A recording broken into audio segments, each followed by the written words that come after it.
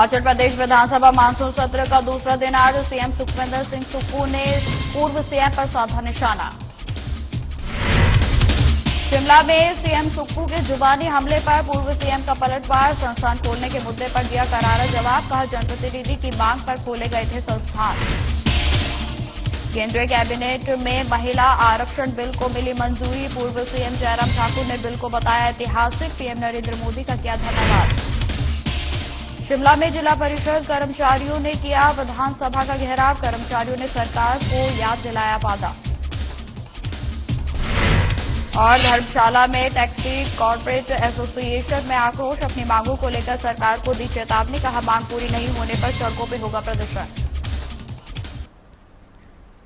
नमस्कार, स्वागत है आप सभी का हिमाचल प्रदेश की खबरों में। मैं आपके साथ निकिता कश्यप। बुलेटिन की शुरुआत करते हैं। हिमाचल प्रदेश विधानसभा मानसून सत्र के दूसरे दिन सीएम सुखविंदर सिंह सुक्खू ने पूर्व के जयराम सरकार पर जमकर निशाना साधा। आपको बता दें, उन्होंने कहा कि पूर्व सरकार ने इन्वेस्ट मीट में के दौरान ऊर्जा के क्षेत्रों में एमओयू साइन करवाकर हिमाचल के हकों को बेच डाला है। वहीं आपको बता दें कि जो एमओयू साइन हुए उससे भविष्य में आने वाली पीढ़ी को कुछ भी लाभ नहीं मिलने वाला था।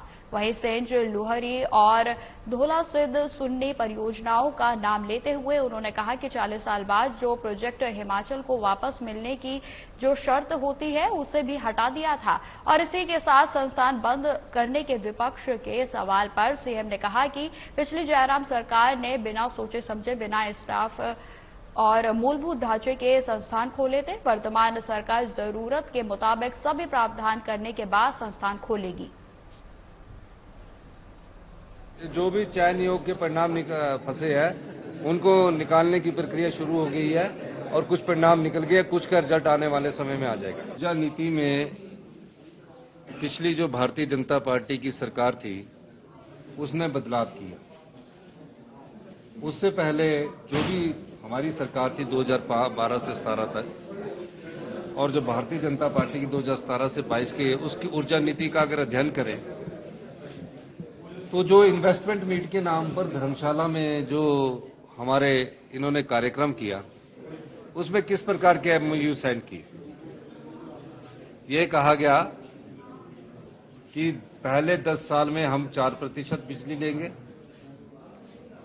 और अगले 10 से 25 साल में 8% लेंगे, 25 से 40 साल में हम 12% लेंगे।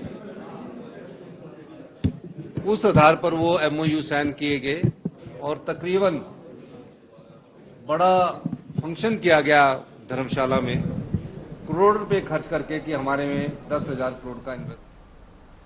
वहीं हिमाचल प्रदेश विधानसभा मानसून सत्र के दूसरे दिन विपक्ष नेता जयराम ठाकुर ने ऊर्जा नीति को लेकर सीएम के जुबानी हमले के जवाब में कहा कि मुख्यमंत्री के द्वारा सदन में प्रयोग की गई भाषा सही नहीं है।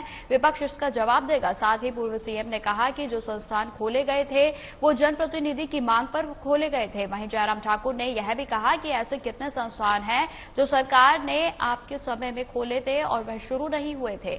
उन्होंने कहा कि हिमाचल में कई संस्थान 8-8 महीनों से फंक्शनल थे। अधिकारी उन कार्यालयों में बैठे थे, फिर उन्हें क्यों बंद करने की जरूरत पड़ी।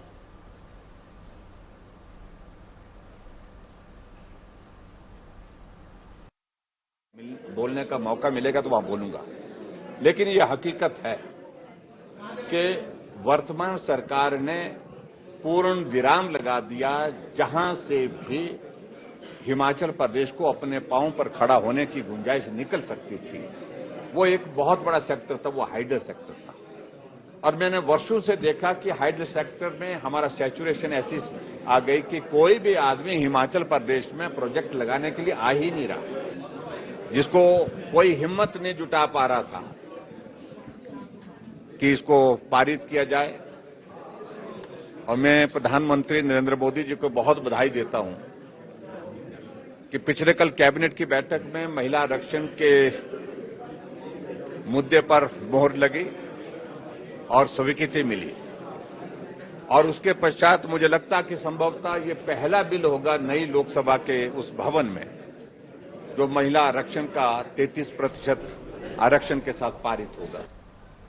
संसद का विशेष सत्र 18 सितंबर से शुरू हो चुका है और जो कि 22 सितंबर तक चलेगा। इस बीच केंद्रीय मंत्रिमंडल की बैठक में एक बड़ा फैसला लिया गया है। आपको बता दें कि लोकसभा और राज्यसभा विधानसभाओं में महिलाओं के लिए 33% सीटों का आरक्षण सुनिश्चित करने के लिए विधेयक को केंद्रीय कैबिनेट ने मंजूरी दे दी है। वहीं आपको बता दें कि नेता प्रतिपक्ष जयराम ठाकुर ने इस फैसले के लिए प्रधानमंत्री नरेंद्र मोदी का धन्यवाद किया है। उन्होंने कहा कि महिलाओं का उत्थान हो, महिला सशक्त हो, आगे बढ़े, इस दृष्टि से यह बहुत ही सराहनीय कदम है। उन्होंने कहा कि जब यह बिल राज्यसभा और लोकसभा में पारित होगा तो जो लंबे समय से मांग है वह पूरी होगी।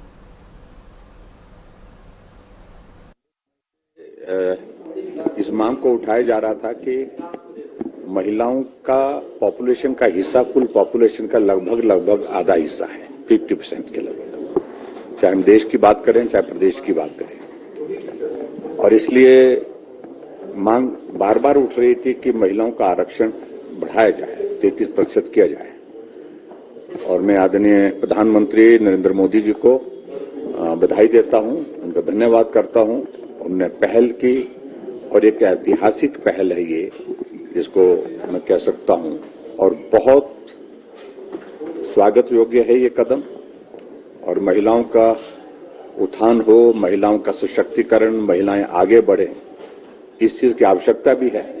और उस दृष्टि से इस बिल का जब पारण होगा लोकसभा और राज्यसभा में, तो स्वाभाविक रूप से जो लंबे हिमाचल प्रदेश का विधानसभा का मानसून सत्र कल से शुरू हो चुका है। वहीं बीजेपी 25 सितंबर को सरकार का घेराव करने वाली है। वहीं आपको बता दें कि बीजेपी प्रदेशाध्यक्ष डॉक्टर राजीव बिंदल ने बताया कि कांग्रेस सरकार को हिमाचल प्रदेश में स्थापित हुए 10 महीने हो चुके हैं और जब से कांग्रेस की सरकार हिमाचल प्रदेश में आई है तब से 1000 से अधिक सरकारी संस्थान बंद कर चुकी है और जिसका वह आज तक जवाब नहीं दे पाए हैं। बिजली, राशन, तेल महंगा कर महंगाई की मार से हिमाचल प्रदेश की जनता की कमर को तोड़ दिया गया है। साथ ही राजीव बिंदल ने यह भी कहा कि आपदा प्रबंधन की दृष्टि से यह सरकार पूरे तरीके से फेल साबित हुई है। आपसी विरोधाभास के चलते हिमाचल प्रदेश की जनता प्रभावित हुई है।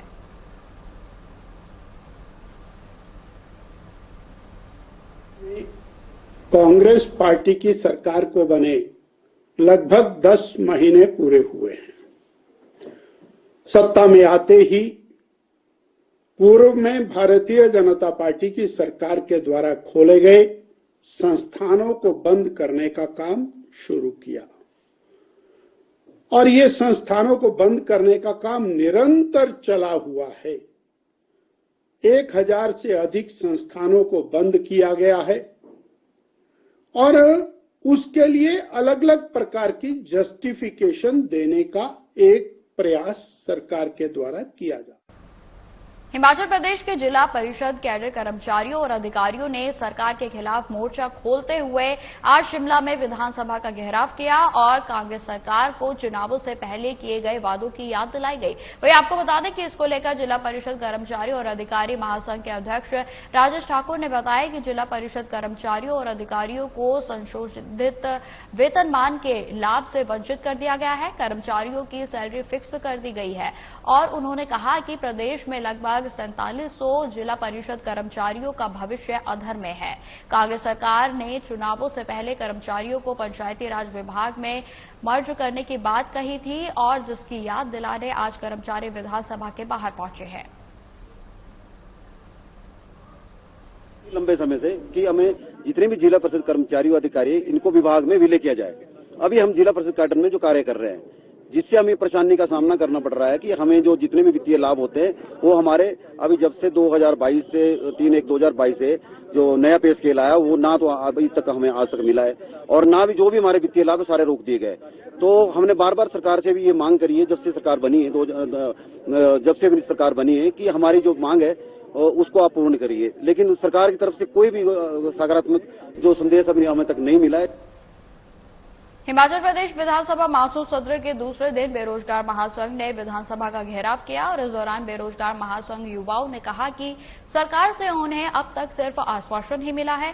बेरोजगारों को हिमाचल में नजरअंदाज किया जा रहा है। उन्हें सिर्फ चुनाव के समय ही सरकार याद करती है। उन्होंने यह भी बताया कि हिमाचल प्रदेश कर्मचारी चयन आयोग को भंग कर दिया गया था और सरकार ने दिसंबर 2022 में प्रतिबद्धता के साथ आश्वासन दिया था कि लंबित परिणामों का समाधान 30 दिनों के भीतर कर दिया जाएगा, लेकिन लगभग 1 साल बीतने वाला है और अभी भी सरकार परिणामों को लेकर टालमटोल कर रही है। तो आदेश करते हैं कि 962 का रिजल्ट पहले निकालो, 980 का बाद में निकालो। सरासर झूठ बोल रहे हैं। इस तरह से झूठ बोलने से बात नहीं बनेगी।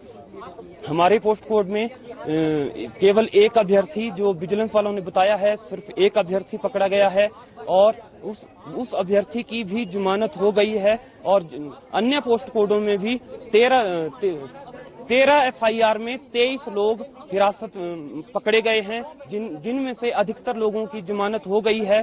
जो दोषी लोग हैं वो बाहर घूम रहे हैं और जो निर्दोष हैं वो यहाँ पर सजा काट रहे हैं। इस तरह से बात नहीं बनेगी। मुख्यमंत्री जी, विनम्र निवेदन, बात को समझिए। जो विजिलेंस जांच में फंसी हुई भर्तियां हैं, आप उनके संदर्भ में निर्णय लेने का प्रयास करिए। कांगड़ा में टैक्सी कॉर्पोरेट एसोसिएशन ने उनकी मांगों को पूरा न होने पर प्रदेश सरकार के प्रति भारी विरोध जताया है। आपको बता दें कि टैक्सी कॉर्पोरेट एसोसिएशन ने सरकार को चेतावनी दी है कि उनकी मांगों को अगर 15 दिनों के अंदर पूरा नहीं किया गया तो वो सरकार के खिलाफ सड़कों पर विरोध करने के लिए मजबूर होंगे। वहीं मंगलवार को प्रेस कॉन्फ्रेंस के दौरान टैक्सी कॉर्पोरेट एसोसिएशन के अध्यक्ष रत्न शर्मा ने कहा कि प्रदेश में कांग्रेस की सरकार को बने 9 महीने का समय बीत चुका है, लेकिन उसके बाद भी उनकी मांगों को पूरा नहीं किया गया है। उन्होंने कहा कि जिले के अंदर बहुत सी गाड़ियां जो प्राइवेट है उन्हें टैक्सी के रूप में प्रयोग किया जा रहा है, जो हमारे व्यवसाय को तो प्रभावित कर ही रही है, साथ ही सरकार को टैक्स न देकर टूरिस्ट की जान को भी जोखिम में डाल रही है। आज परिस्थितियां ये हैं कि सरकार हमारी बातों को गंभीरता से नहीं ले रही। हमने सरकार के पास बार बार आग्रह किया कि जो प्राइवेट गाड़ियां टैक्सी के रूप में प्रयोग होकर सरकार के राजस्व को चूना लगा रही हैं, उनके ऊपर कोई अंकुश नहीं लगाया जा रहा है। आज हम सब टैक्सी ऑपरेटर, जिसमें अपने कांगड़ा के हमारे सम्मानीय प्रधान संजय शर्मा जी के नेतृत्व में हम आज जिलाधीश, सुपरिटेंडेंट पुलिस और दोनों हमारे फ्लाइंग स्क्वाड के आरटीओ और कार्यालय के आरटीओ जो हैं, उनसे इन समस्याओं के बारे में। फिलहाल इस बुलेटिन में इतना ही। खबरों की और भी जानकारी के लिए बने रहें हमारे साथ। नमस्कार।